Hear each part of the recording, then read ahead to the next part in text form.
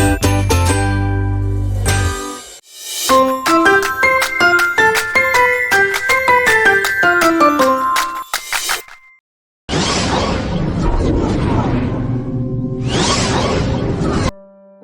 बहुत बहुत स्वागत है मेरे यूट्यूब चैनल पे और मैं आपका बहुत बहुत स्वागत करती हूँ। हम यहाँ पर ये वीडियो बना रहे हैं जिसमें हम सेकेंड पार्ट डिस्कस करेंगे चैप्टर 2 स्टैटिस्टिक की meaning, importance and scope of statistic का।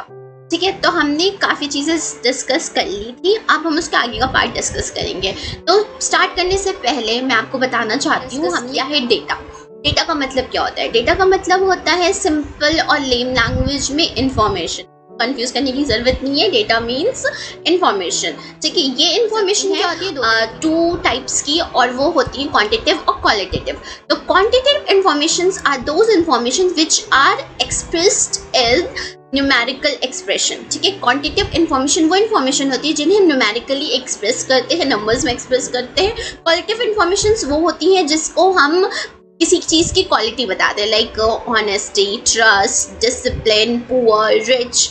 ये क्वालिटी हो गई, तो वो क्वालिटी होती है। ठीक है, तो इन्फॉर्मेशन दो तरह की होती है, लेकिन दोनों तरह की इन्फॉर्मेशन स्टैटिस्टिक नहीं होती है। इन्फॉर्मेशन एक ही तरह की इन्फॉर्मेशन को हम स्टैटिस्टिक कहते हैं, वो इन्फॉर्मेशन होती है क्वांटिटेटिव इन्फॉर्मेशंस। ठीक है, क्वांटिटेटिव फैक्ट्स एंड फाइंडिंग्स या क्वांटिटेटिव इन्फॉर्मेशंस। ठीक है, क्वांटिटेटिव इन्फॉर्मेशंस को हम न्यूमेरिकली लिखते हैं और उनको स्टैटिस्टिक बुलाते हैं। क्वालिटेटिव को नहीं बुलाते हैं बिकॉज उससे हम कंपेयर नहीं कर सकते कि एक हम ये तो नहीं बोल सकते ना कि I trust this person more, I do not trust होता है। ठीक है, सो न्यूमेरिकली उसको एक्सप्रेस नहीं किया जा सकता। So we don't take quality information into an statistic but we take quantitative informations into a statistic। फिर उसके बाद हमने देखा था ये तो सिंपल ये हो गया डेटा का मतलब। ठीक है, फिर हमने देखा था ओरिजिन कहाँ से हुआ है, लैटिन से, और कहाँ से स्टैटिस्टिक आया, who was the father of statistic. ठीक है, एंड देन उसके बाद हमने देखा था कि स्टैटिस्टिक को हम दो तरीके से डिवाइड कर सकते हैं, one in plural sense and second in singular sense. ठीक है, तो सिंगुलर सेंस में क्या होता है, we have discussed stages of analytical analysis। ठीक है, तो जो stages हैं वो singular sense होता है। फॉर एग्जाम्पल हमने देखा था ऑर्गेनाइजेशन से पहले हम कलेक्शन करते हैं, सॉरी। ठीक है, कलेक्शन, इंटरप्रिटेशन एंड कंक्लूजन। ठीक है, सो ये जो है स्टेजेस जो होते हैं, so these collection of data and then organization of data, उसको ऑर्गेनाइजेशन बोल लो चाहे क्लासिफिकेशन ऑफ डेटा बोल दो, दोनों एक ही चीज़ है। Organization, classification of data, then interpretation of data. ठीक है, एनालिसिस ऑफ डेटा। ठीक है, and then conclusion of data. ठीक है, सो ये जो स्टेजेस हैं इसको हम सिंगुलर सेंस में पढ़ते हैं। ठीक है, एंड देन फिर हम प्लूरल सेंस में क्या कह सकते हैं, फैक्ट्स। जितने भी फैक्ट्स होते हैं, न्यूमेरिकली एक्सपेक्ट फैक्ट्स जो होते हैं वो हम प्लूरल सेंस में देखते हैं। ठीक है, तो ये हम एक क्विक रिकैप था and then let's start again. फिर उसके बाद आपको आई होप मेरी स्क्रीन दिख रही होगी। यस, दिख रही है। मैं इसको थोड़ा छोटा कर लेती हूँ एंड देन ओके फाइन। तो हम इसके बाद हम पढ़ने वाले थे कैरेक्टरिस्टिक्स, जो हम नहीं पढ़ पाए थे, तो हम कैरेक्टरिस्टिक्स पढ़ेंगे। एंड कैरेक्टरिस्टिक्स में सबसे पहली कैरेक्टरिस्टिक्स तो ये है कि स्टैटिस्टिक्स होते हैं वो एग्रीगेट ऑफ फैक्ट होता है। क्या होता है? एग्रीगेट ऑफ फैक्ट होता है। ठीक है, एग्रीगेट ऑफ फैक्ट्स का मतलब कि टोटल फैक्ट्स जो होता है उसी को हम एग्रीगेट ऑफ फैक्ट्स कहते हैं। तो कोई सिंगुलर डेटा को या सिंगुलर चीज़ को हम स्टैटिस्टिक नहीं बोलते हैं, एज वी नो दिस। तो वही मैं आपको बता रही हूँ कि एग्रीगेट ऑफ फैक्ट्स में हम let's see, statistic involves the collection and analysis of data representing a collective set of facts like the total population of a country, and hence a singular number does not constitute statistic। ठीक है, so statistic में वो सारे collective datas और जो हम collect करते हैं और टोटल पॉपुलेशन के लिए। In short aggregate of facts का मतलब होता है जो वो सारे डेटाज जो टोटल फॉर्म में हैं, ठीक है। और वो टोटल फॉर्म में कैसे होंगे, जब हम डेटा को कलेक्ट करेंगे सिंगल सिंगल डेटा उसको, फिर तभी वो जाके ढेर सारे टोटल बनेंगे। देन उस पे हम जब उनको यूज करेंगे कंपेयर करने के लिए, like suppose total population of the country, उसमें फिर हम कंपेयर कर रहे हैं। सो तो हम उसे कंपेयर करें तो उस वही एग्रीगेट ऑफ फैक्ट होता है। अगर फैक्ट्स का एग्रीगेट नहीं होगा तो हम कंक्लूजन नहीं निकाल पाएंगे, ठीक है। तो कंक्लूजन निकालने के लिए हमें फैक्ट्स का एग्रीगेट होना बहुत बहुत बहुत ज़रूरी है, ठीक है। तो पहला तो ये है, ठीक है। एंड देन उसके बाद आता है हमारा second, that is numerically expressed. Numerically expressed में हम देखते हैं कि इज एक्सप्रेस इन न्यूमेरिकली में ही पता चलता है वो सारे डेटाज जो न्यूमेरिकली लिखे होते हैं, जो न्यूमेरिकली हम मेजर करते हैं, उन्हीं को न्यूमेरिकली को ही हम स्टैटिस्टिक, न्यूमेरिकली एक्सप्रेस्ड डेटा को ही हम स्टैटिस्टिक में लेते हैं, ठीक है। The number of the students in the classroom, जैसे कि such as recording of number of students in the classroom, कितने सारे स्टूडेंट हैं क्लासरूम में, ठीक है। Hence, collective aspects like big, rich, poor, beauty, health, intelligence, poverty are not a statistic. ठीक है, ये मैंने पहले भी बताया। तो क्वालिटी वाली जो चीज़ें होती हैं वो हम स्टैटिस्टिक नहीं होती जाए, like rich, poor, beauty, health, intelligence, poverty, ये स्टैटिस्टिक नहीं होते हैं, ठीक है। This is because qualitative statement are vague and do not allow for the concrete conclusion to be drawn, क्योंकि ये क्या होते हैं, वेग होते हैं और ये कोई they does not allow a concrete conclusion to be drawn, और कोई कॉन्क्रीट कंक्लूजन इनसे नहीं निकलता है। Affected by multiple causes, affected by multiple causes, इसका मतलब है statistic are not affected by single factor, कोई सिंगल फैक्टर की वजह से अफेक्ट नहीं होता है, but influence by many factor. Statistic जो होता है वो कई सारे फैक्टर्स की वजह से अफेक्ट होता है, दैट्स और उसके फिर उसे रिकॉर्ड किया जाता है, फिर उसको एनालाइज किया जाता है, उसको कंपेयर किया जाता है। Statistical phenomena are often influence by multiple factors like inflation rate, कई सारे इन्फ्लुएंस होता है मल्टीपल फैक्टर्स की वजह से। लाइक इन्फ्लेशन रेट के बारे में अगर बात करें तो इन्फ्लुएंस्ड होता है by the change in the supply and demand, कैसे डिमांड एंड सप्लाई में चेंज हो रहा है। एक और एग्जांपल है, wheat production increase from 89,000 tons in 2010 to 1,39,000 ton in 2018, ठीक है। तो व्हीट प्रोडक्शन जो बढ़ा है, व्हीट प्रोडक्शन बढ़ने के पीछे भी कई रीज़न हो सकते हैं कि उसको फर्टिलाइज़र अच्छा मिला, या फिर सेकंड हम बता सकते हैं कि उसमें बारिश बहुत अच्छी हुई और वहाँ पे फिर बहुत अच्छा था, ठीक है, सीड बहुत अच्छी थी और इरिगेशन बहुत अच्छा हुआ। तो कई सारे फैक्टर की वजह से क्या हुआ, व्हीट का प्रोडक्शन बढ़ा।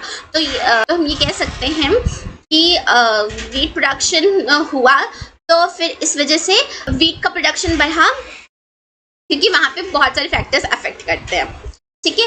Then reasonable level of accuracy, reasonable level of accuracy में हम ये थर्ड कैरेक्टरिस्टिक्स हैं। When collecting a statistical data it is important to maintain a reasonable level of accuracy. देखो स्टैटिस्टिक जो होता है वो एकदम सही नहीं है, मतलब it's not very true but it's approx true, ठीक है, ये कह सकते हैं।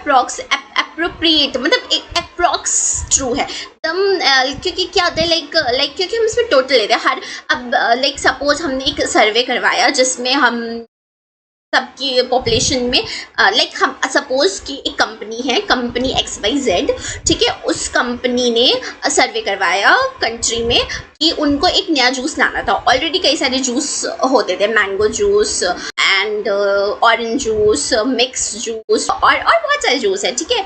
और कई सारे कॉम्पिटिटर्स थे उसका, कोल्ड ड्रिंक्स से कंपटीशन है, नॉर्मल जो ऐसे शरबत मिलता है नींबू पानी उससे कंपटीशन, खट्टा मीठा बर्फ़ में मिलता है ना खट्टा मीठा फ्लेवर, ठीक है, तो वैसा उससे कंपटीशन है। तो अब उसने सर्वे करवाया तो उसमें लोगों से पूछा कि क्या पीना आपको पसंद है, ठीक है, तो बहुत लोगों ने अलग अलग चीज़ें दी, ठीक है।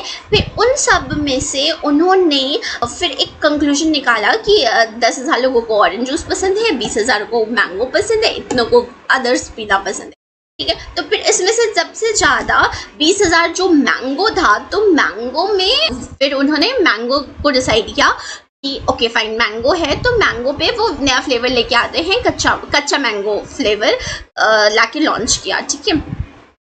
सो तो लेकिन इट्स नॉट इम्पॉर्टेंट कि वो सबका फेवरेट हो, कच्चा मैंगो मतलब मैंगो फ्लेवर इज ऑल सबका फेवर हो। कुछ का हो सकता है उनको उनकी फर्स्ट चॉइस हो सकती है, कुछ का सेकंड चॉइस हो सकती है, कुछ लोग कुछ नहीं मिल रहा तो वही पी लिए, या फिर लाइक और कुछ को तो पसंद ही नहीं होगा, ठीक है। लेकिन ज़्यादा लोगों को क्या पसंद था, मैंगो पसंद था, इसलिए उन कंपनी ने क्या डिसाइड किया कि अब इस मैंगो पे हम डिसाइड करते हैं। तो इसलिए मैं कह रही हूँ कि it's not very true but it's regional level of accuracy, मतलब उसको एज अ एग्रीगेट देखे, किस टोटल की मात्रा में देखे तो फिर वो रीजनेबल लेवल ऑफ एक्यूरेट रहता है, ठीक है। फिर सिस्टमैटिक कलेक्शन, अनदर कैरेक्टरिस्टिक्स ये है, this is the fifth characteristic, systematic collection. Data को हमें हमेशा सिस्टमैटिकली अरेंज करना चाहिए, नहीं उसको मतलब ऐसे नहीं कि इरेगुलर नोट डाउन कर रहे, सिस्टमैटिकली होना चाहिए, ठीक है। Predetermined purpose, that is only refer to the data collected with a predefined goal in the mind. Information gathered without a specific purpose is not an statistic को जो हम अगर हम उसको कलेक्ट कर रहे हैं तो उस कलेक्ट करने से पहले हमारे माइंड में प्रीडिटरमाइंड पर्पस होना चाहिए। अगर प्रीडिटरमाइंड पर्पस नहीं है तो वी विल नॉट बी, हम उसको सही तरीके से कर भी नहीं पाएंगे, ठीक है। तो एक पर्पस होना चाहिए माइंड में कि हमें इसको कलेक्ट करने के बाद ये क्या करना है, ठीक है। लाइक प्रीडिटरमाइंड ऑब्जेक्टिव होना चाहिए कि इसको कलेक्ट करने के पीछे रीज़न क्या है, क्योंकि उसको रीज़न जब हमारे पास रहेगा कि लाइक सपोज हमें पॉपुलेशन का डेटा कलेक्ट करना है, हमें सेंसस करना है, तो सेंसस में हमने देखा होगा जो हर 10 ईयर्स में होता है, तो क्वेश्चंस क्या पूछता है, आपकी एज क्या है, आपकी फैमिली इनकम क्या है, आपसे तो ऐसे सारी चीज़ें पूछी जाएगी। तो पॉपुलेशन उस डेटा को उन्होंने सेंसस, अब उससे उठा के पॉपुलेशन इंडेक्स निकाल सकते हैं, उस इंफॉर्मेशन से एवरेज सैलरी कितनी है, कितने लोग पुअर है, कितने लोग गरीब हैं, कितने लोग अमीर हैं, कितने लोग प्रॉपर्टी लाइन है, कितने लोगों को मेडिकल हेल्थ की ज़रूरत है, कितने लोगों को के पास रहने का घर नहीं है। तो कई सारी इन्फॉर्मेशन उसी डेटा से निकल सकती है। अगर कुछ भी माइंड में नहीं है, बस चले गए लिखने, क्वेश्चन पूछने, तो आधी चीज़ तो वहीं पर ख़राब हो जाएगी। तो वो एक सिस्टमैटिक वे भी नहीं होगा और प्रीडिटरमाइंड पर्पस भी नहीं होगा, तो that will not be right, okay। then उसके बाद comparable to each other, statistic का डेटा जो होता है वो एक दूसरे से comparable होना चाहिए। अगर वो comparable नहीं है तो it's not a statistic, that's why it should be a homogeneous, वो homogeneous होना चाहिए। for example, if you can't compare a scooter production in India with a wheat production due to their heterogeneity, तो वो statistic कैसे है, ठीक है। like suppose अगर स्कूटर का प्रोडक्शन है इंडिया में, वो प्रोडक्शन वीट के प्रोडक्शन से कैसे हम उसको, वो तो हेट्रोजीनियस हो गया ना स्कूटर एंड वीट, ठीक है। अगर कंपेयर करना है तो वीट विथ राइस कर लो, वीट विथ किसी फ्रूट के साथ कर लो, तो होमोजेनियस, तो ऐसी चीज़ हो।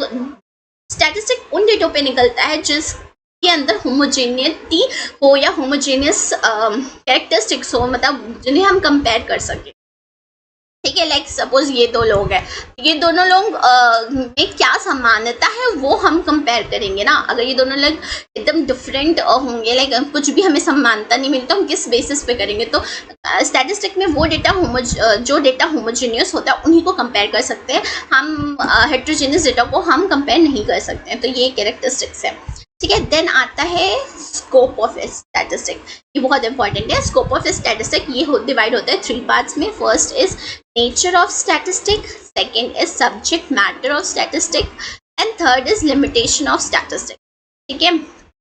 तो देखते हैं नेचर ऑफ स्टैटिस्टिक में। Statistic is a multifaceted discipline that comprises the collection, organization, analysis and interpretation of data. It is a powerful tool for understanding the pattern, trends and relation within the complex data set, ठीक है। Statistic का nature क्या है, ये data को collect करता है, organise करता है, एनालाइज करता है, इंटरप्रिटेट करता है डेटा को, ठीक है। इसकी वजह से हम डेटा का पैटर्न होता है वो समझते हैं, और डेटा का पैटर्न हमें समझ में आता है तो हम ट्रेंड समझ पाते हैं कि इस पर्टिकुलर सिचुएशन या इस पर्टिकुलर चीज़ में क्या ट्रेंड लगेगा, क्या सोल्यूशन लगेगा, उसका क्या रिलेशनशिप्स है, क्या कॉम्प्लेक्स डेटा है, ये हमें पता चलता है। रिलेशनशिप्स की जहाँ पर जी रिलेशनशिप है, इसको मैं थोड़ा सा और डिटेल में समझाती हूँ। रिलेशनशिप लाइक सपोज हमें पता है कि जैसे जैसे डिमांड बढ़ती है, वैसे वैसे सपोज हम ये इमेजिन करते हैं कि प्राइजेस फॉल डाउन हो रही है, ठीक है, जैसे प्राइजेस गिर रही है, लाइक सपोज प्राइस मैं यहाँ पे पी लिखती हूँ एंड कॉमोडिटी 1, ठीक है, कॉमोडिटी 1 की प्राइस 50 है।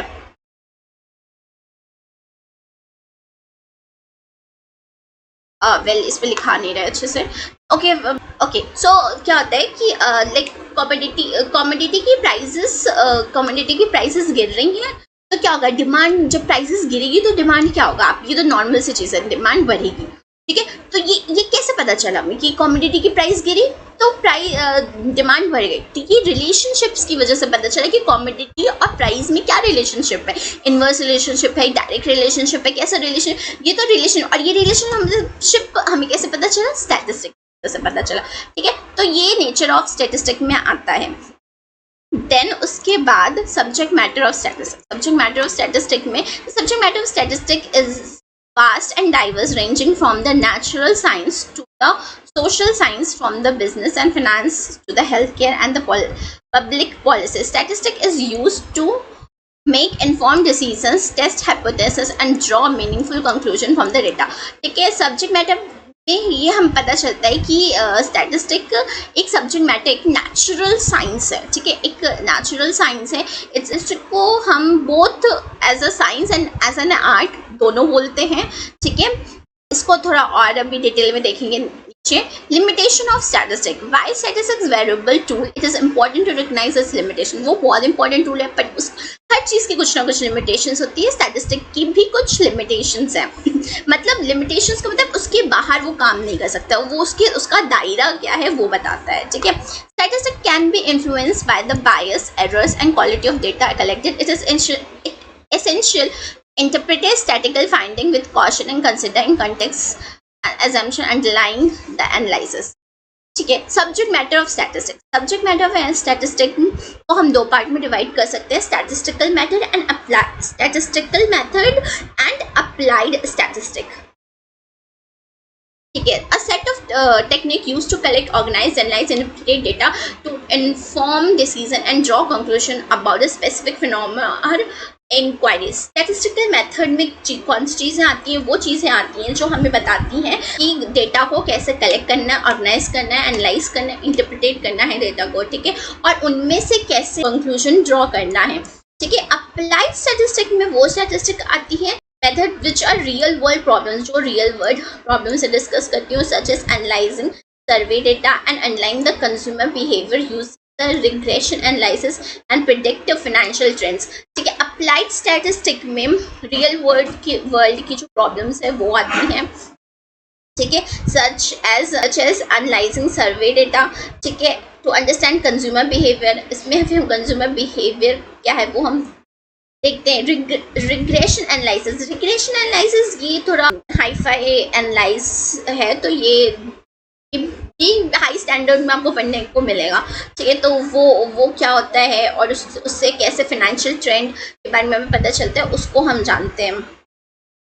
And then statistical method overview. Statistical method क्या होता है, हमने देखा ना, ये डेटा को एनालाइज करता है, मतलब डेटा को वो पूरा वही करेगा, collection, classification, presentation, analysis of data करेगा।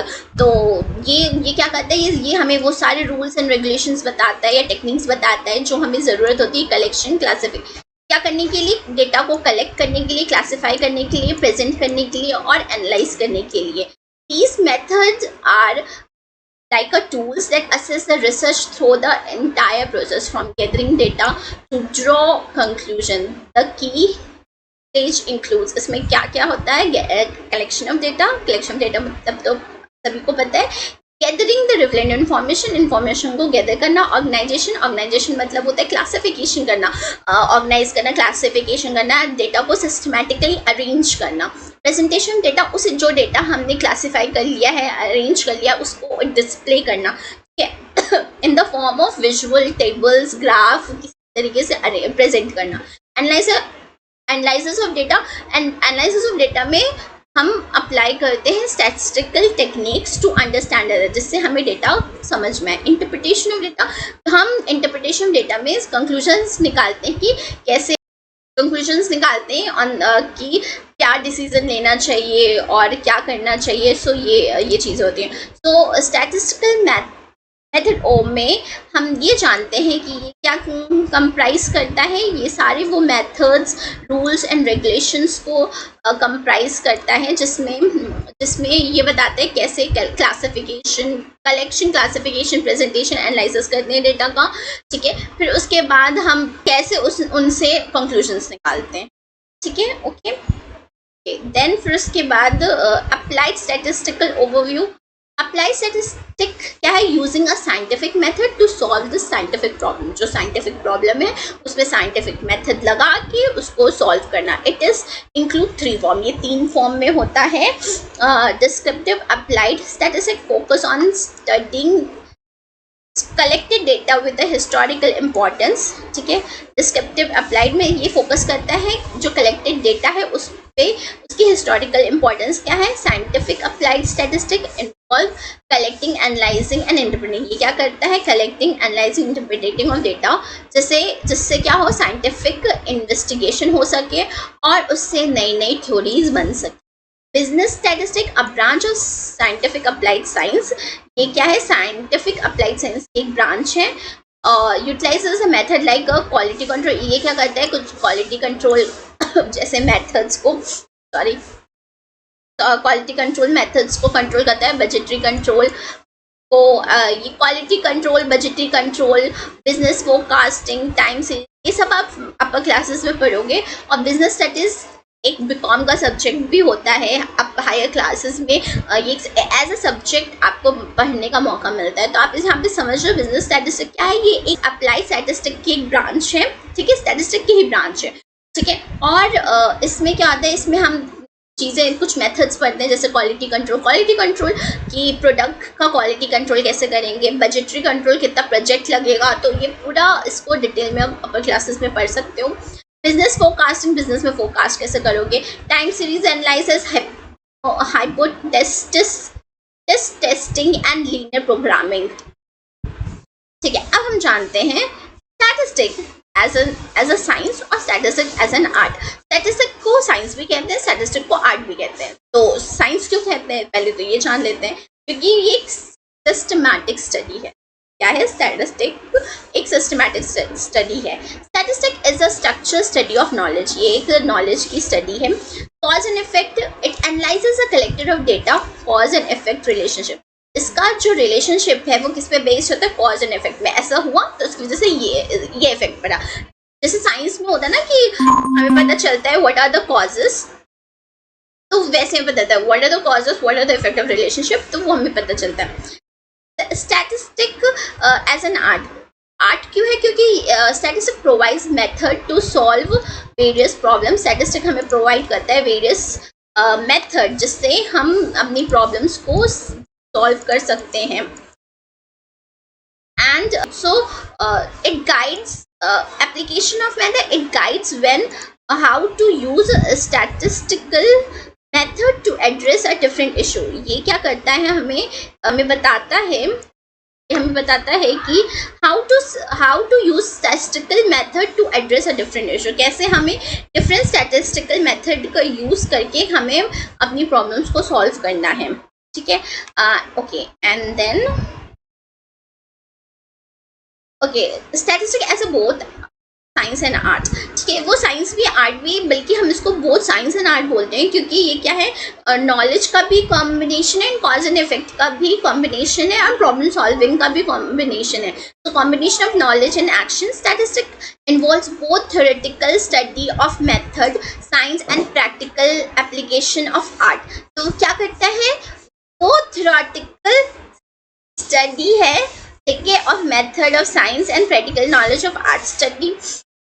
और उसको it deals with collecting, presenting, analysing, interpretation, quantitative data. ये तो आप जान ही चुके हैं, हमने ये कई बार पढ़ा कि कई बार ये चीज़ हम बार बार रिपीट हो रही है कि क्या करते हैं, statistic deals with collecting, presenting, analyzing and interpreting of quantitative data. ठीक है, कंक्लूजन क्या निकलता है, statistics is both science and art, as science it prove the general principle, ये जनरल प्रिंसिपल पे आधारित होता है, एंड एज एन आर्ट, और आर्ट इसलिए है कि it is a successful application depends on the skill and experience, क्योंकि ये क्या होता है, इसका एप्लीकेशन डिपेंड करता है on the skills and experience.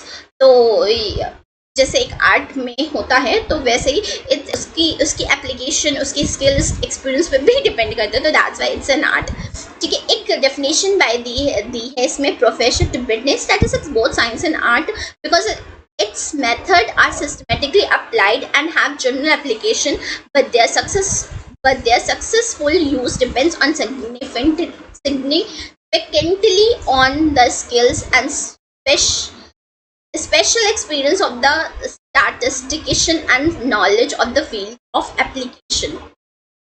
ठीक है, तो ये एक डेफिनेशन थी जो आप से देख लीजिएगा, अगर याद हो सकती है गुड, नहीं भी हो सकती है तो इट्स नॉट वेरी इंपॉर्टेंट। वहाँ से 2 नंबर क्वेश्चन में पूछ सकता है कि ये आपसे पूछेगा कि why does science and why does an art, और is it both science and art, तो उस पे आपको देना पड़ेगा 2 नंबर या 3 नंबर का पूछेगा, और वो आपसे डेफिनेशन तो डेफिनेटली नहीं पूछने वाला है, तो it's not very important. Then उसके बाद हम पढ़ेंगे लिमिटेशन। ओके, तो लिमिटेशन स्टार्ट करने से पहले मैं आपको बताना चाहती हूँ, हम लिमिटेशन को हम अपनी नेक्स्ट पार्ट में पढ़ेंगे, एंड फिर उसमें हम लिमिटेशन को डिस्कस करेंगे, एंड थोड़ा बहुत जो बचा हुआ है उसको भी रिवाइज